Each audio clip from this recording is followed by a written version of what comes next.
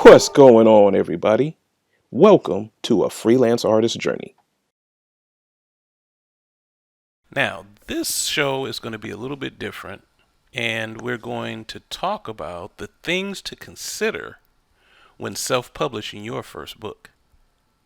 Now, as I travel this freelance journey, I often forget the fact that I self published a book years ago. Yes, me. Now, for me, this was really stepping outside of my comfort zone on several different fronts. Now, for one, this book was about my experiences in online dating back in the late 90s, early 2000s. My brother had dared me to try online dating because let's face it, my social life was non-existent back then, and I knew it.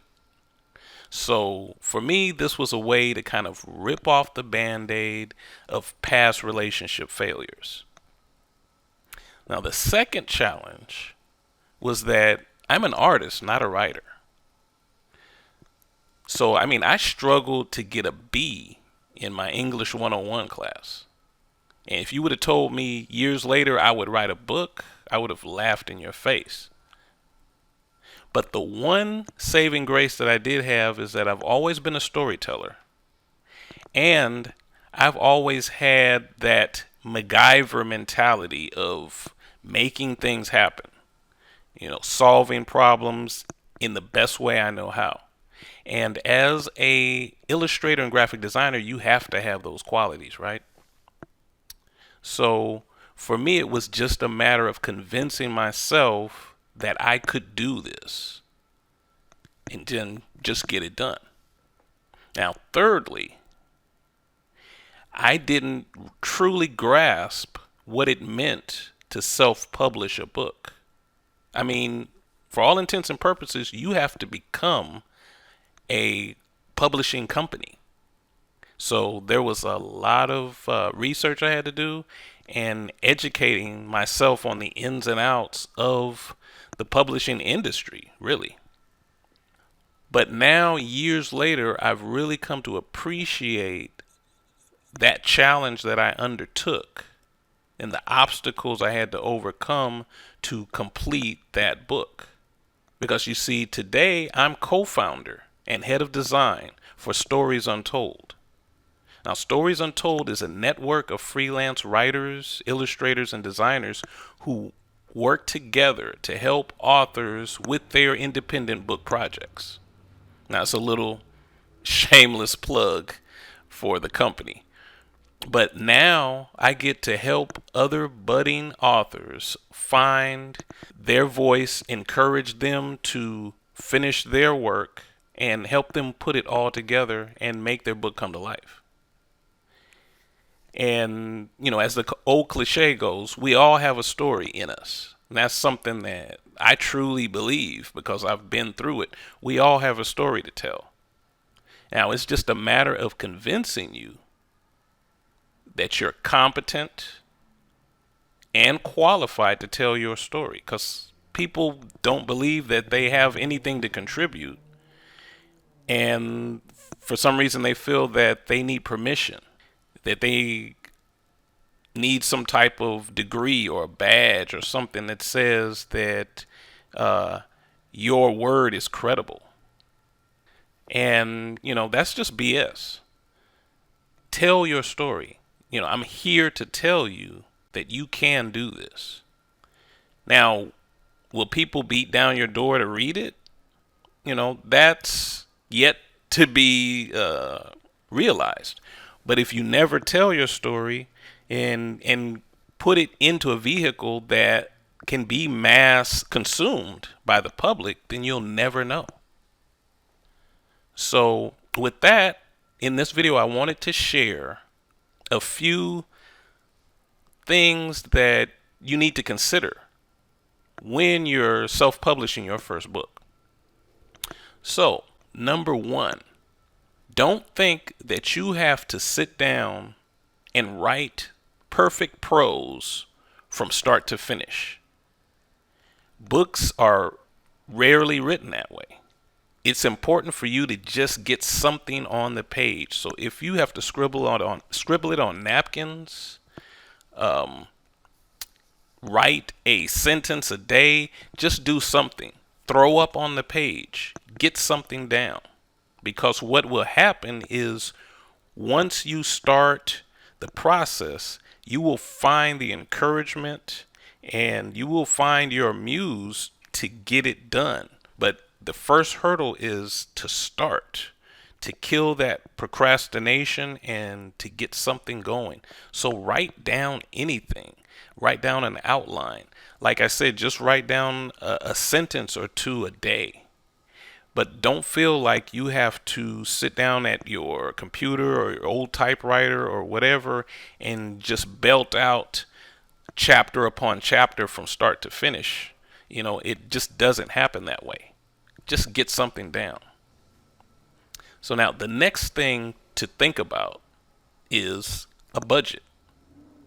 Now, true, it doesn't cost anything for you to write.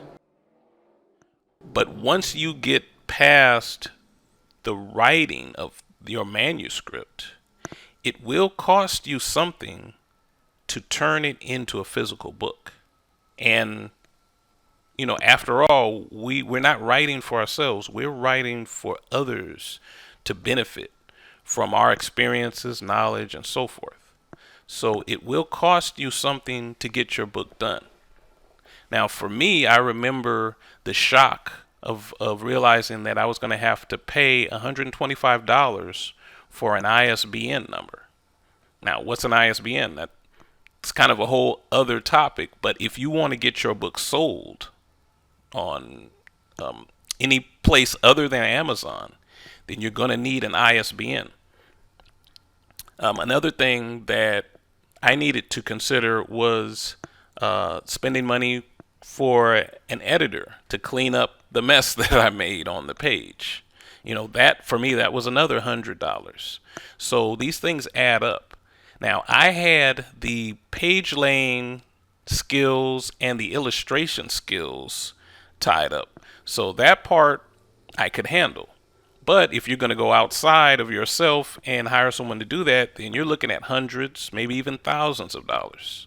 So do count the costs and plan on either saving up or setting aside a fair chunk of money to get your book published. Now, another thing to consider is to think about the title of your book and the genre. What category should your book be in? What should the name of your book be? These are important things because you want to catch the attention of your audience. And coming up with a nice title, it's important. It helps you get in the mood of writing your book. Now, does it have to be something that you come up with right away from the beginning? No, you can come up with it at the end of the book. But do consider the title. Do consider the genre. Do you want your book to be in a large, popular niche where you could possibly get lost in the crowd? I mean, everyone's doing romance novels. There are loads of how-to books. But in what niche do you want yours to be in? You can be a small fish in a big pond, or you can be a big fish in a small pond. There are pros and cons to either. Large markets are proven places, but then you've got to fight to get your voice heard. But then if you niche down too small, you might be in a market where there's not a lot of interest or money. But if you find that sweet spot, you could find a market that is small and cozy, but that has an audience that have deep pockets. So that's going to take some research. But now, speaking of marketing, that brings us to our next point. If you actually want to sell copies of your book, then you have to think about marketing and promotions. And in a perfect world, you would have your marketing and promotion strategy in place and running at the same time that you're writing your book, because it's going to take that long to kind of build up a following for yourself. Now, how do you do that? It's kind of like the chicken or the egg, which comes first. It's hard to figure out how to do that when you don't even have a book yet. But still, it's something else to consider. It's part of why big publishers are who they are. They kind of have the machine in place already. As a self-publisher, you kind of have to figure these things out as you go. It's something that I had to do. Now, one thing that I did personally was I started blogging and turning those blog posts into chapters of my book. So, I kind of started to build a little bit of a following and got some traction, got the attention of some online dating networks who asked me to write for them, which led to other opportunities, and so on and so forth. It didn't lead to my book becoming a bestseller, but it did give me a little bit of a leg up over just coming out of the gates with a book freshly printed and nobody knows who you are or what you're doing. And now, lastly, let's not forget about printing. Who are you going to have print your book? Do you go with a traditional offset printer, or do you go with a print on demand or POD service? Now, with a traditional offset printer, you're going to get the quality and the customization that you may want for your book. But the drawback is there's a minimum print run, which can be from 500 copies to 1,000 or more. And you have to consider the upfront investment of having that many copies. And do you have a place to store that many copies? But then with a POD, there's no or very little upfront cost. But then there's limitations with the book size, paper qualities, and say some only do soft cover like Amazon. And so then you might have to find a separate POD to do a hardcover book. And now in conclusion, I just like to say that I didn't have a clue what I was doing, but I still did it. I forged ahead, made the mistakes, figured it out, and in the end, I was very proud of the product that I came out with and the accomplishment, the sense of pride that I got from saying, hey, I wrote a book. But now that I can, now years later, I can add to that accomplishment and say that, I can take that experience and help others and tell them, hey, I've been there, done it. Let me show you how. So, I'm even more satisfied now than I was back then. Yeah, I didn't sell a lot of copies, but if I can help you, convince you to start writing your book, then it would have all been worth it. So that's all I have for today. Thanks for your time. Get out there and start writing your book. I'll help you on the back end when it's time.